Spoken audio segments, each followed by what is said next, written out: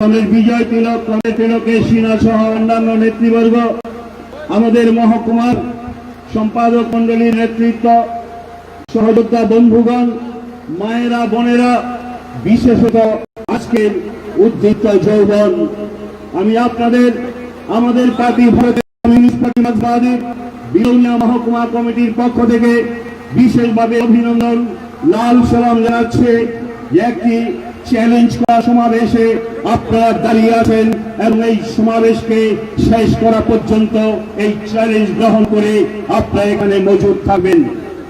বন্ধুরা জানেন কেন আজকে এই কথা বলতে হচ্ছে যে আমাদের রাজ্য ত্রিপুরায় আজ গণতন্ত্র নেই, আজ কেউ কথা বলতে পারে না। সিপিআইএম এর মিছিল আক্রমণ হয়, কংগ্রেসের মিছিল আক্রমণ হয়, তৃণমূলের মিছিল আক্রমণ হয়। আমরা লক্ষ্য করছি রাজনৈতিক দল হিসাবে এক শাসক গোষ্ঠী ছাড়া আর কেউ কথা বলতে পারবে না, মিছিল করতে পারবে না, মিটিং করতে পারবে না। অথবা আপনি যদি কোনো পেশায় থাকেন, সেটা ডাক্তার হতে পারে, উকিল হতে পারে, সেটা অন্য কোনো পেশায় আপনি থাকতে পারেন, সমাজের মর্যাদা সম্পন্ন পোস্ট অথবা সমাজের সবচেয়ে গুরুত্বপূর্ণ কাজে নিয়োজিত ব্যক্তি, কিন্তু আপনার স্বাধীনতা নেই। প্রেস যারা এক সময় বামপন্থী সরকারের বিরুদ্ধে বিষোদ্গার করত, আমরা লক্ষ্য করেছে এই সময় পর্বের মধ্যে পাঁচাটা দালাল কিছু প্রেস বাদ দিলে এমন কোন প্রেস নেই যারা আক্রান্ত হয়নি, কথা বলতে পারেনি, সংবাদ সংগ্রহ করতে গিয়ে আক্রান্ত হয়নি। আমাদের বিভাগীয় নিয়েও একাধিকভাবে আমরা দেখেছি সাংবাদিকরা রক্তাক্ত হয়েছেন, ক্ষতবিক্ষত হয়েছেন সংবাদ সংগ্রহ করতে গিয়ে। তাই বলতে পারি বন্ধু, আজ ত্রিপুরায় কোথায় দাঁড়িয়ে আছে গণতন্ত্র আপনারা ভালো বুঝবেন। এই মিটিং করব আমরা, বিজেপির বন্ধুরা ভয় পেয়েছে, ভীষণভাবে ভয় পেয়েছে। ওরা জানে সিপিআইএম আজ আবার নতুন করে থেকে বেরোতে শুরু করেছে। তারা গত 5 বছরে যে অকর্মণ্যতা, অপদার্থতা, তার জবাব চাইবে, আর সেই জবাবের প্রত্যুত্তর দেওয়ার মতো ভাষা বিজেপির নেই। তাই তারা বলছেন সিপিএম কে ঘর থেকে বেরোতে দেওয়া যাবে না। যারা বলছেন সিপিএম কে ঘর থেকে বেরোতে দেওয়া যাবে না, তাদের বিনয়ের সঙ্গে অনুরোধ করে বলব, ইতিহাসের পাঠ শিখুন। আপনারা তো কোন ছাড় পৃথিবীর সর্বোচ্চ ওই স্বৈরাচারী শাসক হিটলার স্বপ্ন দেখেছিল গোটা পৃথিবীকে প্রধানত করবে, পৃথিবীর অর্ধেক দেশ একটার পর একটা জয় করে পরাজিত করে যখন এগিয়ে যাচ্ছিল, স্বপ্ন দেখছিল পৃথিবীর একমাত্র মালিকানা হিটলারের হাতে থাকবে। তারই জন্য গোটা পৃথিবীকে প্রধানত করবার চেষ্টা করেছিল। আপনারা জানেন কিনা জানি না, সেই হিটলারের চরম পরিণতি হয়েছিল তাকে আত্মহত্যা করতে হয়েছিল বিষে। কেউ তাকে মারেনি।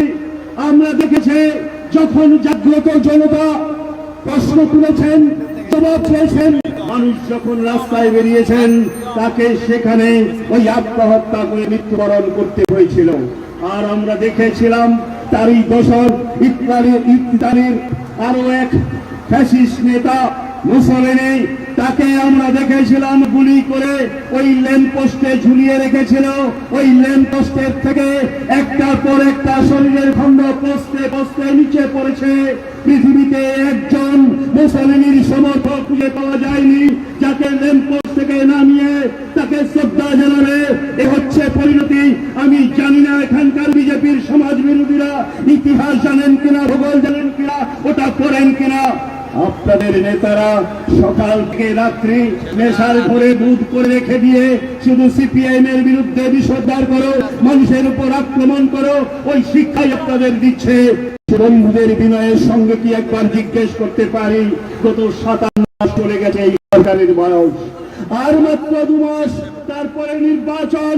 আর সেই নির্বাচনের 2 মাসের মধ্যে 1 মাস দায়িত্ব পাবে নির্বাচন কমিশন, আর আপনাদের হাতে থাকলো মাত্র 30 দিন। এখনো বলছে চাকরি দেব, অমুক করবো, তমুক করবো, অমুকটা করবো।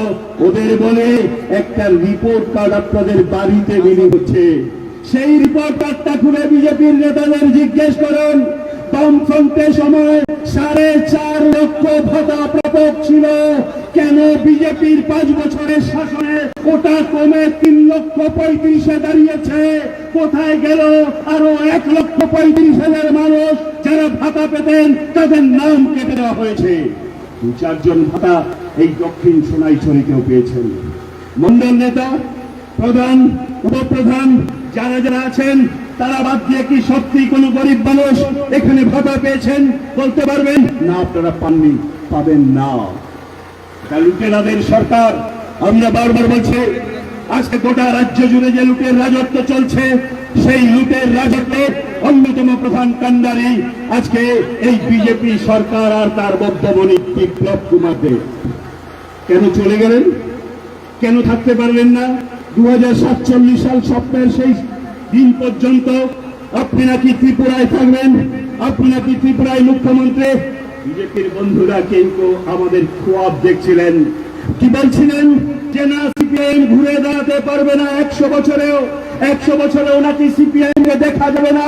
আজকে সিপিআইএম রাস্তায় বেরোতেই ওই 57 মাসের ব্যবধানে আপনাদের আক্রমণ করতে হচ্ছে, মিছিল আক্রমণ করতে হচ্ছে, খুন করতে হচ্ছে। বলছে বন্ধু, পার পাবে না। যারা মানুষটা রক্ত নিয়েছে, যারা বাড়ি ভেঙেছে, যারা খুন করেছে, এমনি চলে যাবে না। মানুষ জাগ্রত হচ্ছেন, মানুষ তার প্রতিবাদ করবেন, মানুষ তার জবাব চাইবেন, এটাই তো স্বাভাবিক। সুতরাং সেরকম এক পরিস্থিতির মধ্যে দাঁড়িয়ে বিজেপির এখনো যে বন্ধুরা বিভ্রান্ত ভুল করে বিজেপির সঙ্গে আছেন, তাদের বিনয়ের সঙ্গে বলবো, ওই রাস্তাটা আপনারা ছাড়ুন। এখানে গরিব মানুষ, তার জন্য একমাত্র কাজ যদি কেউ করতে পারে সেটা বাম ফ্রন্ট। ভাতা 2000 টাকা করে নেওয়ার চেষ্টা করেছে। বিজেপির বন্ধুদের জিজ্ঞেস করে, আপনারা এখন ভারতবর্ষে 16টি 17টি রাজ্য চালান, বলতে পারেন কোন রাজ্যে বামফ্রন্ট সরকারের মতো 31টি ভাতা প্রকল্প আছে? একটা রাজ্যের নাম বলতে পারলে মাইক আর কোনদিন হাতে নেব না, পারবেন না। ওটা বামফ্রন্ট পারে 31টি ভাতা চালু করতে, ওটা পারে না বিজেপি। যাই বলুন না কেন, এই রাজ্যের দেশের গরিব মানুষের জন্য নতুন কোন প্রকল্প যদি চালু করতে হয়, ওটা একমাত্র বামপন্থীরা পারে, আপনারা পারবেন না। ওটা আপনাদের নিয়ত নয়। কি হচ্ছে আজকে গোটা রাজ্যে? কারা আমরা দেখছি বিজেপির কয়েকজন মন্ডলের নেতা সমাজ বিরোধী দুষ্কৃতে লক্ষ লক্ষ টাকা ঘুষ নিচ্ছেন, রেন্ডার মদ খাচ্ছেন, নেশা করছেন, মানুষের বাড়ি ভাঙছেন, কিন্তু তার বিনিময়ে সাধারণ সমর্থক কি পাচ্ছে? বিজেপির বন্ধুরা যারা খোয়াব দেখছেন তাদেরকে বলি, বুথ সভাপতি, পৃষ্ঠা প্রমুখ কাগজ দেখিয়ে বলছে তাপস দা 3 বার বুথ সভাপতির পদ থেকে রেজাল্ট দিতে চেয়েছে, দায়িত্ব ছাড়তে চেয়েছে। বিজেপি বলছে আমাকে থাকতে। তারা বলছেন আজকে সেই বুথ সভাপতি, আজকে পৃষ্ঠা প্রমুখ কি বলছেন? আমাদের স্বপ্ন দেখানো হয়েছিল, যদি আমার পাড়ায় ওই পৃষ্ঠার কারোর চাকরি হয়, আমার কথায় চাকরি হবে। এখন সে ভেবেছিল তাই পৃষ্ঠা প্রমুখ চাকরি দেবে। কি আর করা যায়?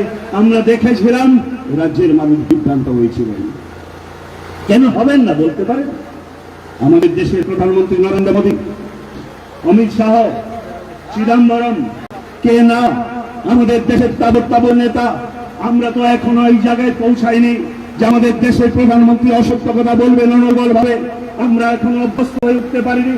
আমাদের দেশের স্বরাষ্ট্রমন্ত্রী অনর্গল কথা বলতে শুরু করবেন, আমাদের দেশের অর্থমন্ত্রী প্রতিশ্রুতি দিয়ে খেলাপ করবেন। একথা তো আমরা বিশ্বাস করতে অভ্যস্ত ছিলাম না। ওই 2018 সালে আমাদের সামনে এসে তারা বলল, একবার আমাদের দাও, ইঞ্জিনটা দুটো হবে, একটা ত্রিপুরার সরকারের ইঞ্জিন আর একটা দিল্লির ইঞ্জিন, আর দুটো ইঞ্জিন মিলে ত্রিপুরা এত দ্রুত গতিতে এগোবে যে তোমরা চিন্তাই করতে পারবে না। সে বন্ধুদের জিজ্ঞেস করি, গত 25 বছরে অন্য জায়গায় না হয় বাদ দিলাম, এই দক্ষিণ সোনাইছড়িতে একটা ঈদ গেঁথেছে বিজেপি, একটা অফিস বাড়ি তৈরি করেছে, একটা উন্নয়নের স্মারক আছে, দেখাতে পারবেন না। কারণ আপনারা উন্নয়ন জানেন না, উন্নয়ন করেননি। আপনাদের কাছে উন্নয়ন মানে অর্থনৈতিক নয় ছয়, আপনাদের কাছে উন্নয়ন মানে নিজেদের পকেট ভর্তি করা। তাই বন্ধু, আমি আপনাদের কাছে বিনয়ের সঙ্গে আবেদন করব, আমরা নিঃস্ব বিধানসভা কেন্দ্রের মধ্যে আপনাদের উৎসাহে, আপনাদের আবেগে, আপনাদের উদ্দীপনায় একটা সমাবেশ করেছে। এখান থেকে সামান্যতম আত্মসন্তুষ্টির কোনো অবকাশ নেই। আমাদের শত্রু বিজেপি 18 সালে বলেছিলাম ওরা ভয়ঙ্কর শত্রু। আজ আপনারা লক্ষ্য করছেন সেই বিজেপি ভয়ঙ্কর থেকে ভয়ঙ্করতম হওয়ার চেষ্টা করছে। ওরকম জায়গায় দাঁড়িয়ে আবার যদি আপনি বিভ্রান্ত হন, আপনি ভুল করেন, তাহলে মনে রাখবেন আগামী 5 বছর আপনার শ্মশান হয়ে যাবে, ত্রিপুরা শ্মশান হয়ে যাবে। তাই তার থেকে সাবধান করতে প্রত্যেকটি মানুষের পৌঁছতে হবে, প্রত্যেকটি ঘরে আমাদের পৌঁছতে হবে, প্রত্যেকটি মানুষকে বোঝাতে হবে বন্ধু এই বিজেপির দ্বারা হয় না আমার বার্ধক্য ভাতা, আমার কন্যা সন্তানের ভাতা, আমার গরিবতম মানুষ রিক্সা শ্রমিকের ভাতা চালু করবে বিজেপি। কোন দেশে কোন রাজ্যে হতে পারে? হবে না।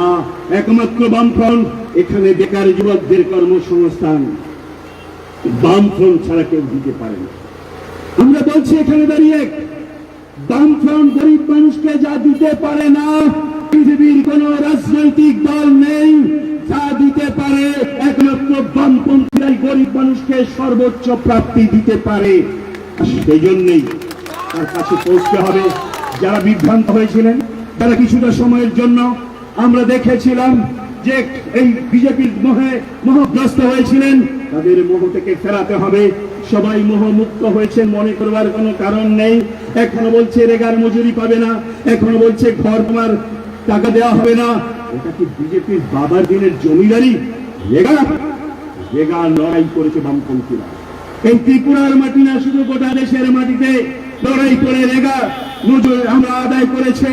আর আজকে রেগায় সর্বোচ্চ মজুরে ওই 750 টাকার বেশি যে রাজ্যটি দেয়, সেই রাজ্যটির নাম কেরালা। ভারতবর্ষের কোন দলের কোন রাজনৈতিক না, একমাত্র বামপন্থী দল পরিচালিত কেরালা, তারা পারে রেগার কাজ দিতে এবং সেটা তারা দিচ্ছেন। তাই আমি আপনাদের কাছে বলবো, আজকে যারা রেগার কাজ পান না, আজকে যাদের ভাতা আটকে গেছে, আজকে যে 10,323 যাদেরকে রাস্তায় বসিয়ে দিয়েছে, সেই বন্ধু আজকে যারা সর্বশিক্ষায় কাজ করেন, যাদের কোর্ট থেকে রায় এসেছে সরকারি করে রেগুলার করবার জন্য আপনাদেরকে দেয়া হচ্ছে না। বিজেপি প্রতিদিন প্রতি মুহূর্তে আপনাদেরকে বিভ্রান্ত করছে। তাদেরকে বলছে একটাই জবাব আপনাদের, আবার বামফ্রন্ট ঘুরে হেলে আপনার প্রত্যেকটি সমস্যার সমাধান বামফ্রন্টেই করবে। তাই সেই বামফ্রন্টকে ফিরিয়ে আনতে হবে। আমার বাচ্চা শিশুরা কোথায় স্কুলে যায়, পড়াশোনা কি হয়? আমার রাজ্যের শিক্ষা ব্যবস্থাকে কোথায় নিয়ে যাওয়া হয়েছে? ওরা দাবি করছে আমাদের রাজ্যে নাকি সুশাসন চলছে। আমি একবার মনে করিয়ে দেব, সবেমাত্র পুজো থেকে আমরা বেরিয়ে এসে শারদ উৎসবের আনন্দ শেষ করে আমরা যখন নতুন ভাবে আবার কাজে মনোনিবেশ করছিলাম, ওই অক্টোবর মাসের 25 থেকে নভেম্বর মাসের 2 তারিখ, ওই 1 সপ্তাহ জুড়ে আমার রাজ্যের 6টি বাচ্চা শিশু, কেউ স্কুলে থাকার কথা, কেউ তার মায়ের কোলে থাকার কথা, সেই বাচ্চাটাকে তুলে এনে ধর্ষণ করেছে উপর্যপরি। আর এই অভিযোগে অভিযুক্তকে মন্ত্রীর ছেলে, এই অভিযোগে অভিযুক্তকে প্রধান। বলতে পারেন মায়েদের কোন নিরাপত্তা আছে?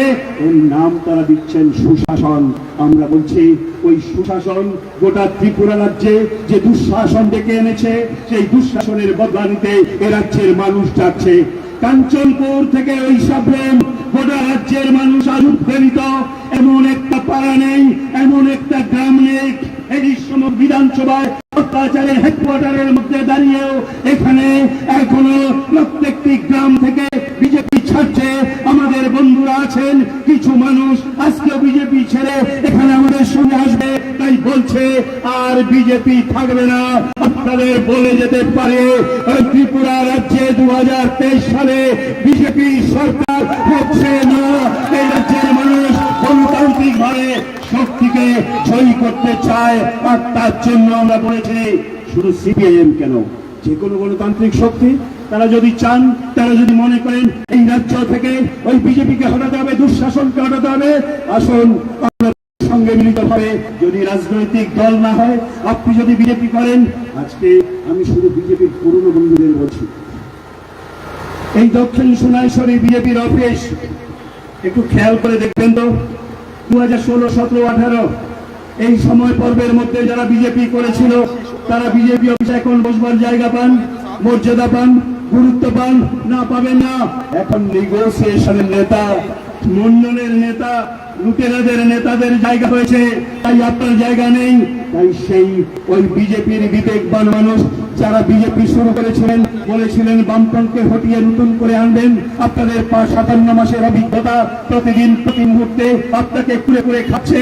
আমরা তাদের কাছে বলবো, বিবেকের দংশন ছেড়ে দিয়ে আসুন, বামপন্থীদের আপন করে নিন, তারাই আপনার সমস্যার সমাধান করবে। তাই বিজেপির সমাজ বিরোধী যারা এখনো বিভ্রান্ত, যারা বিজেপি হয়ে কাজ করেছিলেন, স্বপ্ন দেখেছিলেন, আপনার স্বপ্ন ভেঙে খান খান হয়ে গেছে, তাদের কাছে উদাত্ত বলে আহ্বান জানাবো, আসুন আপনার জন্য বামপন্থীদের দরজা খোলা। আপনাকে সাথে নিয়ে এই অপমানের বদলা, এই আক্ষেপের বদলা, আপনার অভিশাপের বদলা আমরা নেব। আর সেই কাজ করবার জন্য প্রত্যেকটি বন্ধুকে, প্রত্যেকটি মাকে, প্রত্যেকটি বোনকে আবেদন করব, চলুন বাড়ি যাই, ঘর যাই, যে মানুষটি বিভ্রান্ত তাকে ফিরিয়ে আনি। এই ত্রিপুরা শ্মশান হতে দিতে পারি না, এই ত্রিপুরা গণতন্ত্রের কবর হতে দিতে পারি না। আমার ত্রিপুরা গণতন্ত্রের কবর হতে পারে না, আমার ত্রিপুরা সৈন্য শাসনের কারাগার হতে পারে না। আর তার মুক্তির জন্য আসুন আমরা সকলে মিলে ঐক্যবদ্ধভাবে লড়াই করে ত্রিপুরায় বামপন্থকে